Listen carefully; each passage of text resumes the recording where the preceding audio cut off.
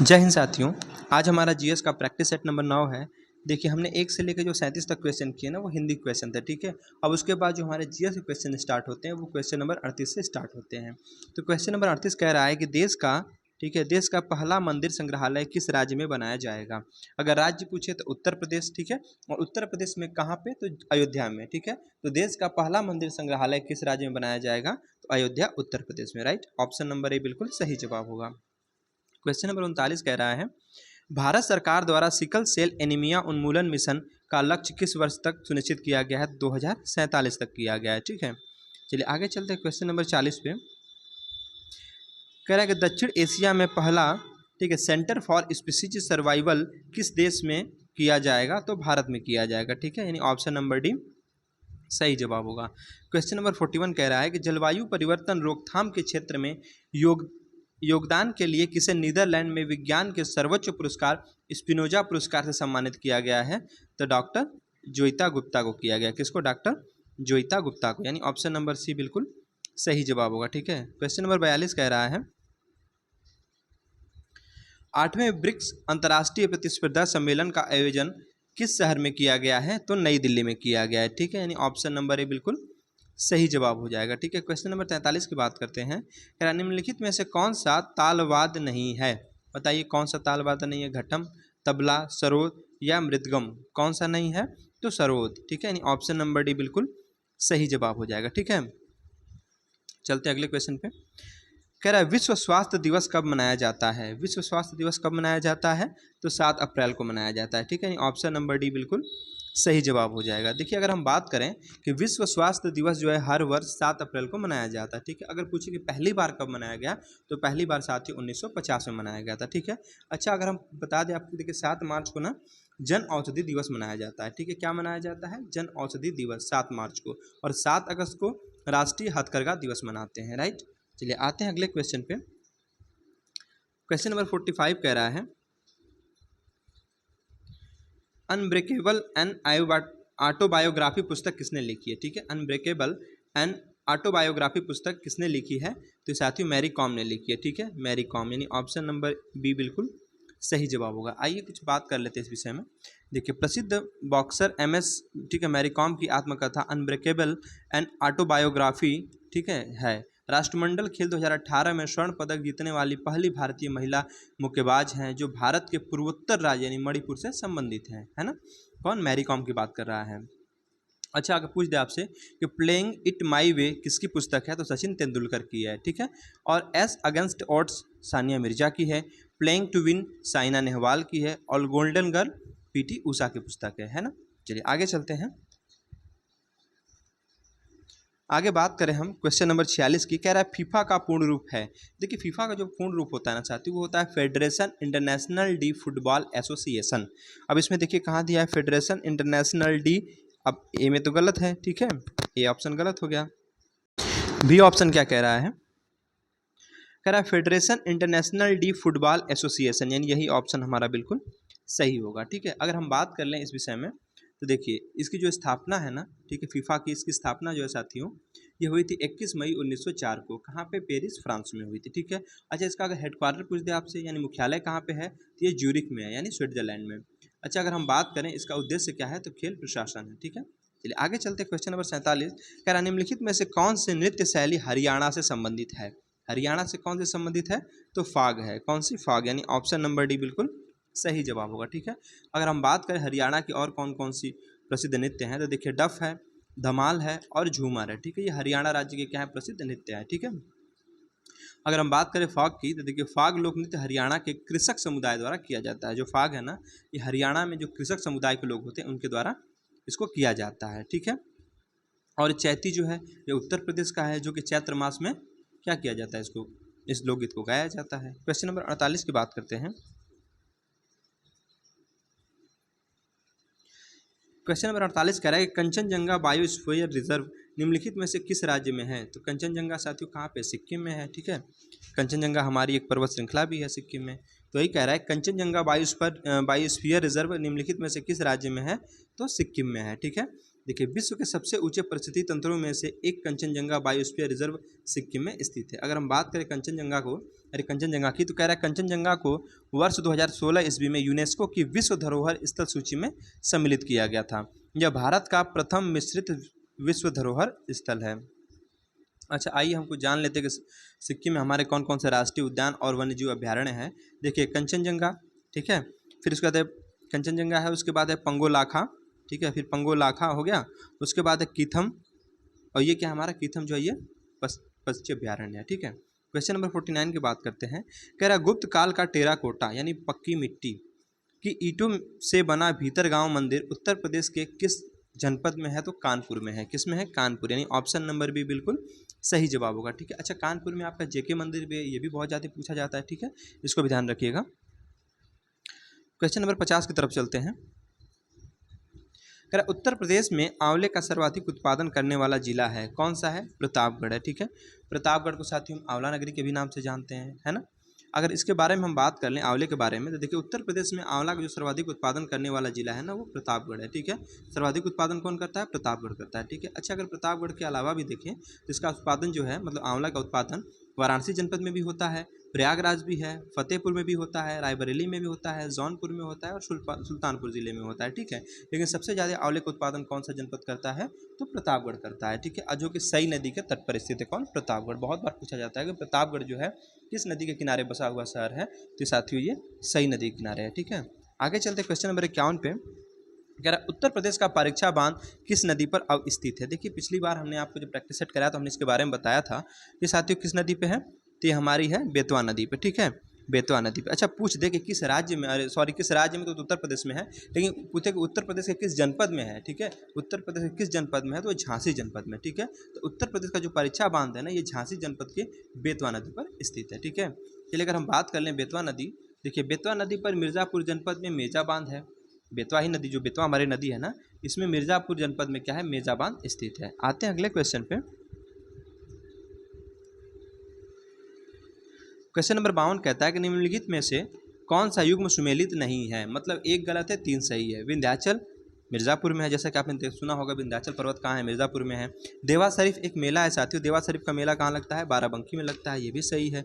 हस्तिनापुर साथियों ये भी मेरठ में है, लेकिन श्रृंगेश्वरपुर जो है ना साथियों फैजाबाद में नहीं है, ठीक है। यानी यही ऑप्शन हमारा गलत है, और यही आपसे पूछा भी है कि कौन सा सुमेलित नहीं है, ठीक है। तो गलत ऑप्शन पूछा तो ऑप्शन नंबर डी इसका सही जवाब हो जाएगा, है ना। तो अगर हम बात कर लें कि श्रृंगेश्वरपुर है कहाँ पे, तो साथियों इलाहाबाद यानी वर्तमान प्रयागराज में है, ठीक है।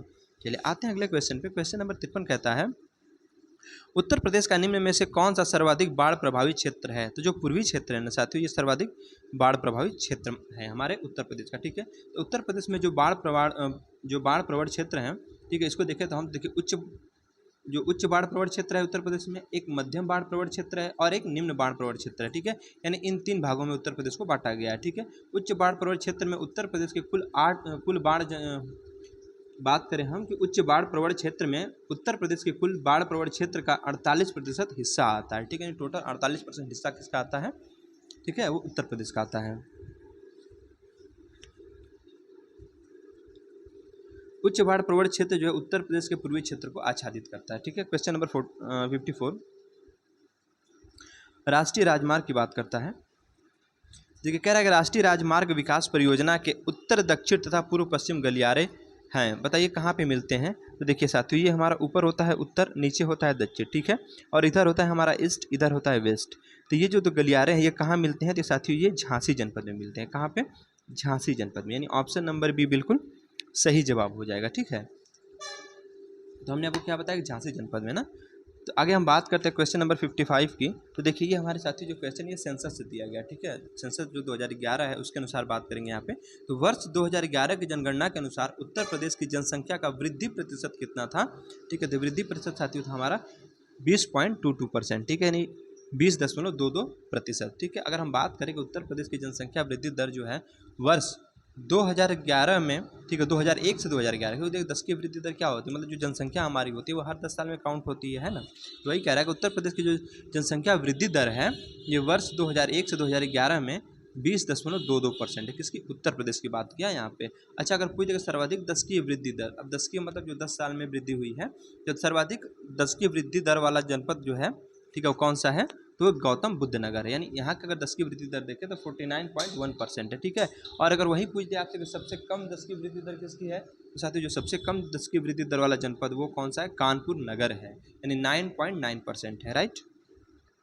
आगे कह रहा है 56 नंबर कि वस्तु एवं सेवा कर यानी GST यानी गुड्स एंड सर्विस टैक्स में निम्नांकित में से कौन सा कर शामिल नहीं है, ठीक है। कौन सा है नहीं कौन सा नहीं है उसको बताना है, बताइए कौन सा इसमें नहीं है। तो देखिए साथियों जो इसमें सीमा शुल्क है ना, ये इसमें शामिल नहीं होता है, ठीक है। यानी ऑप्शन नंबर बी बिल्कुल सही जवाब। देखो उत्पादन शुल्क, ठीक है, मूल्यवर्धित कर और सेवा कर, ठीक है, ये हमारे GST में शामिल है, ठीक है। अगर हम बात करें कि 1 जुलाई 2017 से पूरे देश में प्रभावी वस्तु एवं सेवा कर यानी GST में निम्नलिखित करों को शामिल कर लिया गया है। अगर हम बात करें केंद्रीय कर की, देखिए इसमें केंद्रीय उत्पाद शुल्क, सेवा कर और अतिरिक्त सीमा शुल्क, ठीक है, और विशेष अतिरिक्त सीमा शुल्क और अधिकार एवं उपकर है, ठीक है।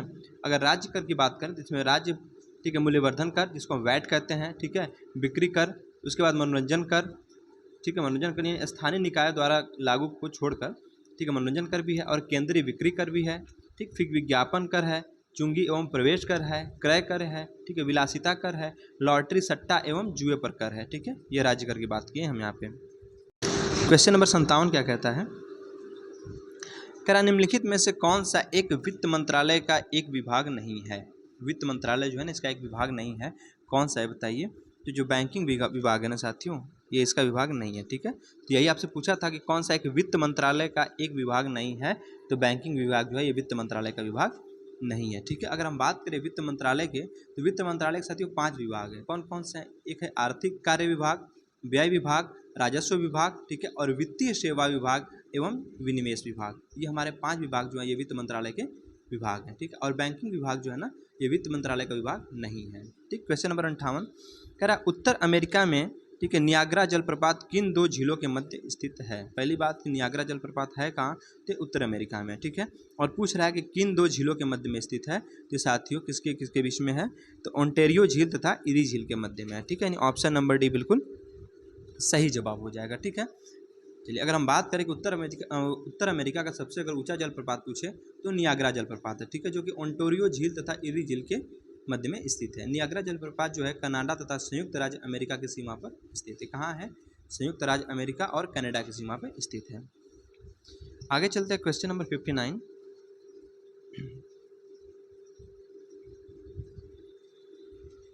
कह रहा निम्नलिखित विकल्पों में से कौन सा एक सही सुमेलित नहीं है, मतलब 3 तो सही है, एक गलत है।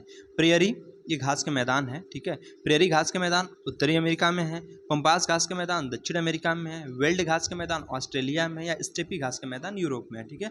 ये सब हमारे घास के मैदान हैं। जो देखिए जो वेल्ड है साथियों ना, आप पूछा कि आपसे कहीं कौन सा सही सुमेलित नहीं है, तो वेल्ड जो है ऑस्ट्रेलिया में दिया है ना, यही हमारा गलत है, ठीक है। और बाकी सब देखिए प्रेयरी उत्तर अमेरिका में है, पंपास दक्षिण अमेरिका में है और स्टेपी यूरोप में है।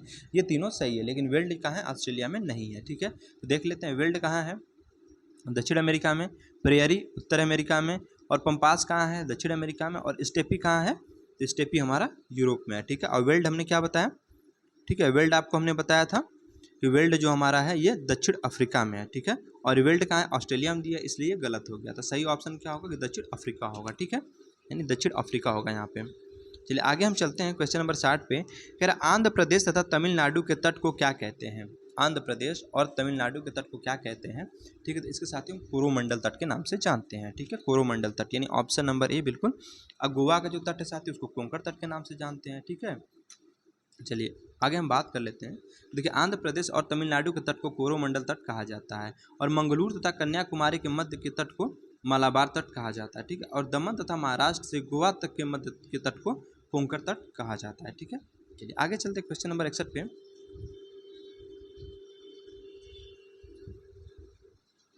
कह रहा बांग्लादेश में प्रवेश के पश्चात गंगा नदी को किस नाम से जाना जाता है, ठीक है। गंगा नदी को मतलब ये कहना चाहता है कि गंगा नदी कहाँ बांग्लादेश में प्रवेश करती है, ठीक है। जब बांग्लादेश में गंगा नदी प्रवेश करती है तो उसको किस नाम से जाना जाता है, तो साथ ही उसको हम पद्मा के नाम से जानते हैं, ठीक है। कौन सा, पद्मा, यानी ऑप्शन नंबर हमारा ए बिल्कुल सही हो जाएगा, ठीक है। देखिए बांग्लादेश में प्रवेश के पश्चात गंगा नदी को पद्मा के नाम से जानते हैं।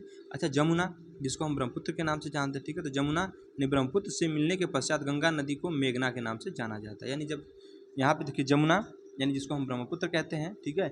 जमुना और गंगा जब का मिलन होगा ना, गंगा और ब्रह्मपुत्र नदी का जब मिलन हो जाता है तो उसके पश्चात उसको हम मेघना के नाम से जानते हैं, ठीक है। Question number 62। अब बात कर रहा है हिस्ट्री की। देखिए सिंधु घाटी की सभ्यता गैर आर्य थी क्योंकि, ठीक है, सिंधु घाटी की जो सभ्यता थी वो कैसी थी, वो गैर आर्य थी। क्यों थी बताइए। इसकी लिपि, इसकी अपनी लिपि थी, ठीक है, या फिर कह रहा है इसकी खेतीहर अर्थव्यवस्था थी, यह नगरीय सभ्यता थी, इसका विस्तार नर्मदा घाटी तक था, ठीक है। तो इसका सही ऑप्शन क्या होगा, यह नगरीय सभ्यता थी। जैसा कि सिंधु घाटी सभ्यता जब आपको पढ़ाया था हिस्ट्री में, तो हमने बताया था ना कि जो हमारी सिंधु घाटी सभ्यता थी साथियों, ये हमारी कैसी थी, एक नगरीय सभ्यता थी, ठीक है। अगर हम बात करें कि सिंधु घाटी सभ्यता जो है ना साथियों, ये कांस्य युगीन सभ्यता थी, ठीक है। कैसे थी, कांस्य युगीन सभ्यता थी। और सिंधु घाटी सभ्यता का अगर पूछे, ठीक है, सिंधु घाटी सभ्यता की सबसे बड़ी अगर विशेषता कहें तो नगर नियोजन तथा जल निकास प्रणाली थी, ठीक है। चलिए आगे चलते हैं क्वेश्चन नंबर 63 पे। निम्नलिखित में से किसे भारत का नेपोलियन कहा जाता है। तो भारत का नेपोलियन किसको कहते हैं, समुद्रगुप्त को कहते हैं, ठीक है। समुद्रगुप्त यानी ऑप्शन नंबर ए बिल्कुल सही जवाब होगा, ठीक है। अच्छा क्यों कहते हैं, समझिए इस चीज़ को। समुद्रगुप्त ने साथियों ना आर्यावर्त और दक्षिणावर्त, मतलब आर्यावर्त और दक्षिणावर्त के 12 शासकों को युद्ध में पराजित किया था। अच्छा पराजित करने के बाद पता है ये इनका जो सिंहासन था उनको वापस कर दिया था, ठीक है। मतलब उत्तर के 12 राजा को और दक्षिण के 12 राजा को इसने हराया था, ठीक है। अगर हम बात करें, एक इतिहासकार थे विसेंट, ठीक है, विसेंट स्मिथ। इतिहासकार विसेंट स्मिथ ने समुद्रगुप्त की वीरता तथा विजयों से प्रभावित होकर उसे भारत का नेपोलियन कहा था। किसने कहा था, अगर पूछते कि भारत का नेपोलियन जो है समुद्रगुप्त को किसने कहा था, तो जो इतिहासकार थे ना विसेंट स्मिथ, तो विसेंट स्मिथ ने इसको क्या कहा था, भारत का नेपोलियन कहा था, ठीक है। आते हैं अगले क्वेश्चन पे। क्वेश्चन नंबर 64 क्या कह रहा है, कह रहा है इबादत खाने की स्थापना का श्रेय निम्न में से किसको जाता है। मतलब इबादत खाना का निर्माण किसने कराया था, तो अकबर ने कराया था, ठीक है। अकबर यानी ऑप्शन नंबर डी बिल्कुल सही जवाब होगा, ठीक है। अच्छा अगर हम बात करें कि अकबर द्वारा जो है महत्वपूर्ण कौन कौन से कार्य किए गए, तो देखिए सबसे पहली बात कि दास प्रथा पर इसने रोक लगा दी, ठीक है, जिसको हम याद करते हैं ट्रिक के नाम से कि दास तीज, ठीक है, यानी दास प्रथा, तीर्थकर यात्रा और जजिया कर, ठीक है। तो दास प्रथा कर इसने क्या किया था, इस पर रोक लगा दी थी, कब 1562 ईस्वी में। और तीर्थ यात्रा कर पर भी साथी उसको समाप्त कर दिया था। जो तीर्थ यात्रा कर था इसको भी इसने समाप्त किया था, वो 1563 ईस्वी में किया था। और जजिया कर जो था साथी इसको भी इसने समाप्त कर दिया था 1564 में। उसके बाद इसने इबादत खाने की स्थापना की 1575 ईस्वी में, और मजहर की घोषणा की थी साथियों 1579 ईस्वी में, ठीक है। और दीन ए इलाही धर्म की स्थापना की थी 1582 ईस्वी में, है ना। चलिए आगे चलते हैं क्वेश्चन नंबर 65 पे। कह रहा भारत में प्रथम समाचार पत्र प्रकाशित करने के पीछे निम्न में से कौन व्यक्ति था, कौन व्यक्ति थे बताइए। तो जेम्स ऑक्टस हिक्की थे। कौन, जेम्स ऑक्टस हिक्की, यानी ऑप्शन नंबर बी बिल्कुल सही जवाब होगा, ठीक है। अच्छा पूछ दे कि भारत का प्रथम समाचार पत्र कौन था, तो भारत का जो प्रथम समाचार पत्र था साथियों ना वो था बंगाल गजट, ठीक है। किस भाषा में था, अंग्रेजी भाषा में था, राइट। आगे हम बात करें कि बंगाल गजट का जो प्रकाशन वर्ष है वो 1780 ईस्वी ईसा में था, यानी कलकत्ता में। कहाँ से हुआ था, कलकत्ता से। संपादक कौन से थे, तो संपादक यही थे, ठीक है। कौन, जेम्स ऑक्टस हिक्की थे। दीन बंधु मित्र यानी नील दर्पण यानी बांग्ला नाटक के संपादक थे। नील दर्पण जो है साथियों की अगर बात करें, नील दर्पण बांग्ला नाटक की रचना जो है अवधि वर्ष अगर बात करें 1858 से लेकर 59 में की गई थी, ठीक है। अब चलते हैं क्वेश्चन नंबर 66 पे। क्वेश्चन नंबर 66 ये कह रहा है कि वर्ष 1928 ईस्वी में साइमन कमीशन के भारत आने पर निम्नलिखित में से किस नारे के साथ इसका स्वागत किया गया था, ठीक है। जब साइमन कमीशन भारत में आया था 1928 ईस्वी में, ठीक है, तो किस नारे के साथ इसका स्वागत किया गया था, तो साथ ही इसका स्वागत इस नारे से किया गया था कि साइमन वापस जाओ, ठीक है, साइमन गो बैक, ठीक है, साइमन वापस जाओ, यानी ऑप्शन नंबर ए बिल्कुल सही जवाब होगा, ठीक है। आइए इसके बारे में थोड़ी बात कर लेते हैं। देखिए साइमन कमीशन की बात करें, देखिए साइमन कमीशन का जो गठन है साथियों ने ये 8 नवंबर 1927 को हुआ था। कब, 8 नवंबर 1927 को साइमन कमीशन का गठन हुआ था, ठीक है। अगर हम बात करें साइमन कमीशन में कुल कितने सदस्य थे, इसमें साथियों 7 सदस्य थे। कितने, 7, ठीक है। साइमन कमीशन का अन्य नाम पूछे तो श्वेत कमीशन था, तो साइमन कमीशन का अन्य नाम क्या था, श्वेत कमीशन। साइमन कमीशन जो था साथियों ये 3 फरवरी 1928 को बम्बई यानी भारत आया। संपूर्ण देश में इस कमीशन के विरोध में साइमन वापस जाओ के नारे लगाए गए थे, यानी साइमन गो बैक, ठीक है। चलिए आगे चलते हैं क्वेश्चन नंबर 67 पे।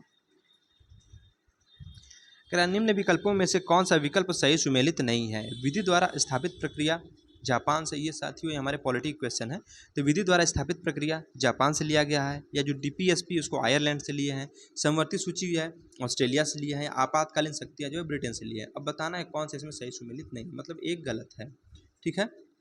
देखिए आपातकालीन शक्तियाँ जो है साथियों ये ब्रिटेन, ठीक है, यानी यही हमारा ऑप्शन गलत है। बाकी सब देखिए विधि द्वारा स्थापित प्रक्रिया जापान से लिए हैं, और डीपीएसपी जो है राज्य के नीति निर्देशक तत्व तो आयरलैंड से लिए हैं, समवर्ती सूची जो है ऑस्ट्रेलिया से लिए हैं, लेकिन आपातकालीन शक्तियाँ ब्रिटेन से नहीं लिए हैं और आपसे यही पूछा है, ठीक है, यानी ऑप्शन नंबर डी हमारा सही जवाब हो जाएगा। ठीक है, अगर हम बात करें कि भारतीय संविधान में आपातकालीन जो शक्तियाँ हैं साथी, उसको हमने जर्मनी के वाइमर संविधान से लिया है। कहाँ से? जर्मनी के वाइमर संविधान से लिया है। ठीक है, चलिए आते हैं अगले क्वेश्चन पे। क्वेश्चन नंबर 68 कह रहा है कि भारतीय संविधान में वर्णित किस अनुच्छेद के अंतर्गत केंद्र शासित प्रदेशों के लिए एक उच्च न्यायालय का प्रावधान किया गया है? पता है किस आर्टिकल के तहत किया गया है? तो आर्टिकल 241 के तहत किया गया। ठीक है, यानी ऑप्शन नंबर सी बिल्कुल सही जवाब हो जाएगा। ठीक है, चलिए आगे हम बात कर ले इसके बारे में। देखिए भारतीय संविधान में वर्णित अनुच्छेद जो 241 है, इसके अंतर्गत क्या है, केंद्र शासित प्रदेश जो हमारी यूटी है ना, यूनियन टेरिटरीज, कह रहा है केंद्र शासित प्रदेशों के लिए एक उच्च न्यायालय का प्रावधान किया गया है। ठीक, अब देखिए अगला क्वेश्चन क्या है, ये भी पॉलिटी से है कि निम्नलिखित में से किस वाद के फैसले में सर्वोच्च न्यायालय ने सर्वप्रथम घोषित किया था कि उद्देशिका यानी प्रस्तावना संविधान का अंग नहीं है? तो जो बेरुवादी केस था ना, उसी में किया गया था। ठीक है, यानी ऑप्शन नंबर डी बिल्कुल सही जवाब हो जाएगा। ठीक है, तो सर्वोच्च न्यायालय ने, ठीक है, बेरुवादीवाद में सर्वप्रथम घोषित किया था कि उद्देशिका यानी जो प्रस्तावना हमारी है ना, वो संविधान का अंग नहीं है। अब हम बात करते साथियों केशवानंद भारती बनाम केरल राज्य। ठीक है, इसमें क्या हुआ था कि जो केशवानंद भारती बनाम केरल राज्य था, वाद में सर्वोच्च न्यायालय ने उद्देशिका यानी प्रस्तावना को संविधान का अंग माना था। तो किसमें मना किया था? बेरुवारी में कहा था। जो बेरुवारी जो हमारा केस था, उसमें कहा था कि जो हमारी प्रस्तावना है ना, इस संविधान का अंग नहीं है। लेकिन साथ ही जो केशवानंद भारती बनाम, ठीक है, केरल राज्य वाला वाद था, इसमें ये कहा गया था, सर्वोच्च न्यायालय ने कहा था कि जो प्रस्तावना हमारी है साथियों, वो किसका है? संविधान का एक अंग है। ठीक है, चलिए आगे चलते क्वेश्चन नंबर 70 पे। कह रहा निम्नलिखित में से कौन सा एक मौलिक कर्तव्य के अंतर्गत नहीं आता? ठीक है, कौन सा मौलिक कर्तव्य के अंतर्गत नहीं आता? तो देखिए राष्ट्रगान का सम्मान करना बिल्कुल आता है ना। आगे हम बात करें कि राष्ट्रीय संपत्ति का बचाव, ये भी आता है। ठीक, और प्राकृतिक वातावरण का संरक्षण तथा सुधार, ये भी आता है। लेकिन राष्ट्रीय महत्व के स्थानों तथा स्मारकों की सुरक्षा तथा संरक्षण, ये नहीं आता। ठीक है, तो राष्ट्रीय सुरक्षा के स्थानों तथा स्मारकों की सुरक्षा तथा संरक्षण करना भारतीय संविधान के आर्टिकल 49 के अंतर्गत राज्य के नीति निर्देशक तथा जो डीपीएसपी है ना, उसमें इसको सम्मिलित किया गया। ठीक है, और यहाँ पे आपसे क्या पूछा है? मौलिक कर्तव्य के बारे में बात किया है, तो ये हमारा ऑप्शन नंबर सी बिल्कुल सही जवाब हो जाएगा। ठीक है, यही नहीं आता है। क्वेश्चन नंबर 71 कह रहा है कि ऐसे विषय पर, ठीक है, ऐसे विषय जिन पर केंद्र सरकार तथा राज्य सरकार दोनों कानून बना सकती हैं, ठीक है, किस सूची में वर्णित है? दो साथियों किस में है? तो हमारी समवर्ती सूची में। ठीक है, समवर्ती सूची में। देखिए एक राज्य सूची होती है, एक, ठीक है, एक समवर्ती सूची होती है। तो राज्य सूची में क्या होता है साथियों ना, कि जो राज्य में जो कानून बनाया जाएगा वो राज्य सूची बनाती है। ठीक है, और समवर्ती सूची में क्या होता है कि केंद्र और राज्य दोनों सरकारें मिलकर क्या करती हैं? कानून को बनाती हैं। ठीक है, और एक होता है संघ सूची, तो उस पर केंद्र सरकार अपना कानून बनाती है। क्वेश्चन नंबर 72 की बात करते हैं। कह रहा निम्नलिखित में से कौन सा कोलाइड फॉर्म का एक उदाहरण है? ठीक है, केमिस्ट्री का क्वेश्चन है। तो स्पंज है। कौन सा? स्पंज, यानी ऑप्शन नंबर सी बिल्कुल सही जवाब होगा। ठीक है, देखिए फोम जो है एक प्रकार का कोलाइड है जो ठोस तथा द्रव में गैस के बुलबुले फंसाने से पर्याप्त होता है। सेविंग क्रीम, रबर, स्पंज आदि कोलाइड फॉर्म के एग्जाम्पल्स हैं। ठीक है, अगर हम बात करें आगे तो कह रहा कुहासा, ठीक है, एक का है एरोसॉल कोलाइड का प्रकार है। जो कुहासा है ना, वो एक एरोसॉल कोलाइड का प्रकार है, और यह जो है हवा यानी गैस के निलंबित कणों पर जल यानी द्रव के सूक्ष्म बूंदों से बनता है। इससे वायुमंडल की दृश्यता कम हो जाती है। ठीक, अच्छा अगर हम बात करें आगे, देखिए मक्खन जो है ना, आमतौर पर कोलाइड विलयन के रूप में जाना जाता है। जो मक्खन होता है ना, ये आमतौर पर जो कोलाइड विलयन के रूप में इसको जानते हैं, और यह जेल कोलाइड का एक प्रकार है। किसका है? जेल कोलाइड का प्रकार है। क्वेश्चन नंबर 73 कह रहा है कि फूल के अंतरम भाग को खाली स्थान कहा जाता है। क्या कहा जाता है? तो इसके अंतरम भाग को स्त्री केसर कहते हैं। क्या कहते हैं? स्त्री केसर कहते हैं। ऑप्शन नंबर डी बिल्कुल सही जवाब होगा। ठीक है, यानी फूल के अंतरम भाग को स्त्री केसर कहते हैं। यह फूल का मादा जनन अंग है। क्या है? फूल का मादा जनन अंग। ठीक है, स्त्री केसर पराग, ठीक है, जिसको हम पॉलन कहते हैं, प्राप्त कर बीज उत्पन्न करता है ना। स्त्री केसर पराग जो है पॉलन प्राप्त करके क्या करता है? बीज उत्पन्न करता है। पुंकेसर जो है साथियों, ये पुष्प का नर भाग होता है। पुंकेसर क्या होता है कि पुष्प जो है उसका नर भाग होता है। ठीक है, और पंखुड़ी जो है फूल का रंगीन भाग है जो पुष्प को आकार देती है। तो पंखुड़ी क्या है? फूल का रंगीन भाग होती है जो कि पुष्प को आकार देती है। ठीक है, और वाह्य दल फूल के बाहर से जुड़ी पत्ती है। जो वाह्य दल है ना, ये फूल के बाहर से जुड़ी पत्तियां, और ये पंखुड़ी के समान होती हैं। ठीक है, आते हैं अगले क्वेश्चन पे। क्वेश्चन नंबर 74, कह रहा है प्रतिदिन सुबह का कौन सा कार्य क्वांटम यांत्रिकी का हिस्सा है? कौन सा है? तो अलार्म घड़ी का बजना, अलार्म घड़ी का बजना यानी ऑप्शन नंबर सी। देखिए प्रातःकालीन अलार्म घड़ी का बजना जो है एक क्वांटम यांत्रिकी का हिस्सा है। क्वांटम यांत्रिकी की कुछ उदाहरण की बात करें, देखिए माइक्रोस्कोपी है, जैविक कंपास है, लेजर है, ठीक है, और फ्लोरोसेंट प्रकाश इत्यादि, ये सब किसके हैं? ये सब क्वांटम यांत्रिकी के उदाहरण है, ठीक है। आगे हम बात करें क्वेश्चन नंबर 75, कह रहा है साधारण नमक का रासायनिक सूत्र बता दीजिए क्या होता है? तो NaCl होता है। क्या होता है? NaCl, ठीक है, यानी सोडियम क्लोराइड। तो साधारण नमक का रासायनिक सूत्र क्या होता है? NaCl होता है, ठीक है। अच्छा वहीं अगर आपसे कह दें कि जो KOH है ना, ये किसका रासायनिक सूत्र है? तो साथियों पोटेशियम हाइड्रोक्साइड का है। किसका? पोटेशियम हाइड्रोक्साइड का। और NaOH जो है ये किसका है? ये है साथियों हमारा सोडियम हाइड्रोक्साइड का है, ठीक है। और HCl क्या है? हाइड्रोजन क्लोराइड है, ठीक है। NaCl साधारण नमक, KOH potassium hydroxide, NaOH sodium hydroxide, HCl hydrogen chloride, ठीक है। तो हमने क्या पूछा था यहाँ पे? साधारण नमक, तो NaCl हो जाएगा, ठीक है। इस तरह से हमारे GS के जो है पूरे क्वेश्चन कंप्लीट होते हैं।